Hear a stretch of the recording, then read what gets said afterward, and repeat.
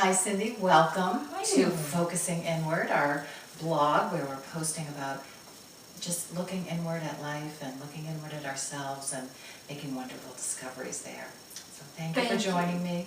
You are just one of my greatest teachers in this lifetime, so I'm so happy that you're here and sharing some time with me and sharing a little bit with my audience. Yeah, thank you. Thank you.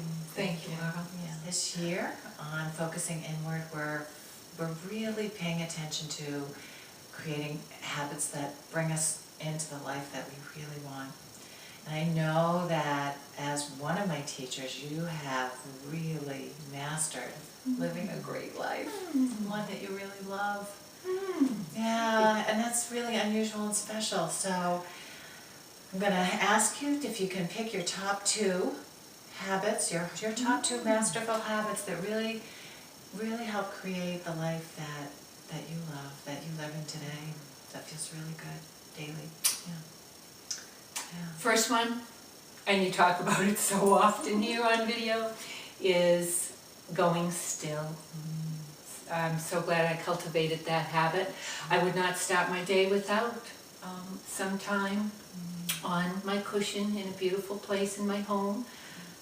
That would be number 1. Number 2 is simplifying my life. I have cultivated some techniques for cultivating my life, and probably it goes right back to my calendar, my monthly calendar, where I really look at each day, each week, each month. I use the full view of the month so I can get a view of each day. If the week's too busy, the next week is going to be what I call white or non-doing. A blank space on your calendar that's not all filled up with things to do. And then my black space would be my typed in, my written in activities. So each day can be looked at like that, each week can be looked at, the month has to be looked at with, is it balanced? Is it simple for me to follow? Am I going to be balanced? Am I going to have time to retreat? Am I going to have time to go out there and do? And there's always, for activities, there's always time for my programs and my relationships and my friends. So that nice balance between, I call it black and white on my monthly calendar. Oh, I love that, yeah. Yeah, so the empty and the full, the black and the white, the busy, the quiet, finding the right balance for you. And not just within a day, but within a week, within a month, so that you really overall, if 1 week is too busy, the next week's quieter, and then you can kind of really feel beautiful. I love that, love that. So let's go back to stillness.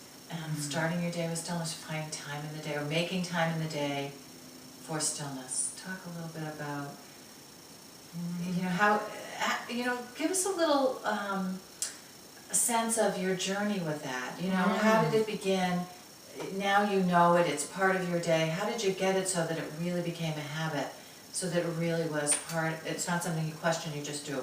I definitely feel it was finding the time of day and a place in my home. Usually it's the sunrise, and that's my routine. That's my routine. And then how to get from just getting up in the morning to that cushion. What's going to happen to me during that space of time? Very, very aware of things that might be pulling at me while I'm headed for my room or my cushion. Being aware of those little traps that are going to be Pulling you away.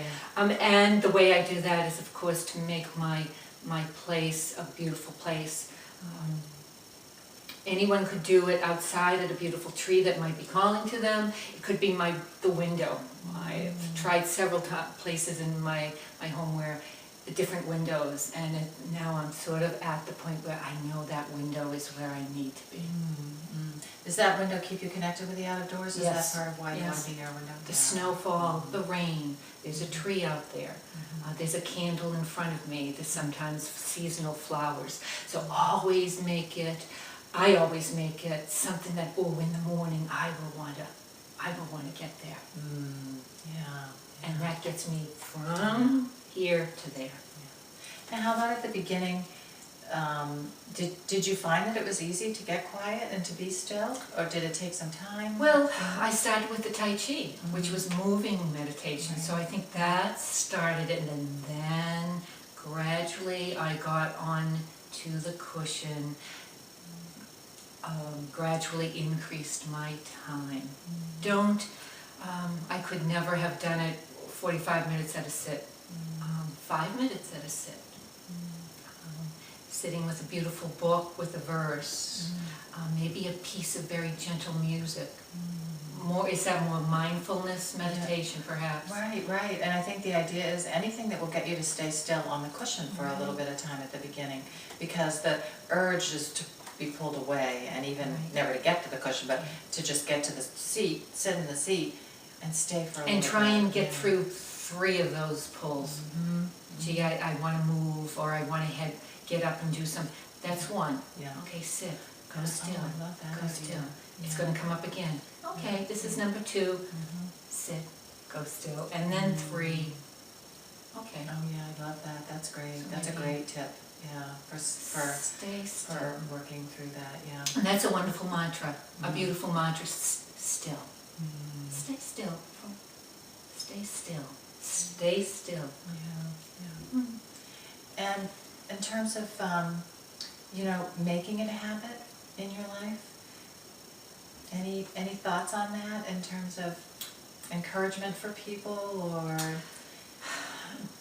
Just going back to the benefit, I know when I have not done it, I'm not as graceful, I'm not as calm, I'm not as beautiful without it. I'm not the same person. So that's the benefit.